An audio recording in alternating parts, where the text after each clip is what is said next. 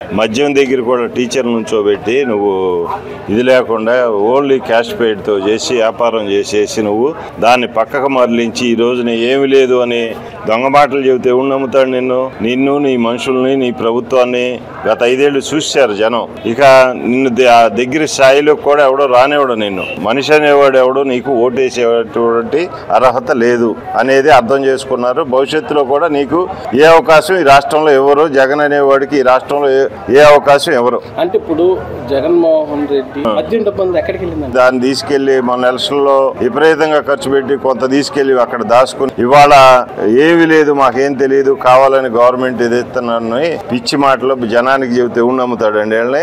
గతంలో మన 5 ఏళ్ళు ఎన్ని బాధలు పడ్డారనేది ఆ ప్రభుత్వంలో ప్రతి ఒక్కరికి తెలుసు కింద నుంచి పైదాకా. కనుక జగన్మోహన్ రెడ్డి గాని ఆ నాయకత్వంలో ఎవడు అసలు ఆ పార్టీని గాని వాళ్ళని గాని దగ్గర అనేది జారనివ్వరు ఈ రాష్ట్రంలో. అంటే ఇప్పుడు అంబేద్కర్ రాజ్యాంగం నడవట్లేదు, వాళ్ళ ఇష్టం వచ్చి రాజ్యాంగం నడుచుకుంటుంది గవర్నమెంట్ వచ్చిన కాడి నుంచి అని.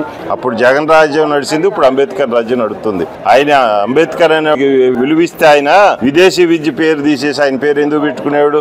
మళ్ళీ ఇవాళ కావాలని ఆయన అధికారం లేదని అంబేద్కర్ గుర్తొచ్చాడు ఆయనకి.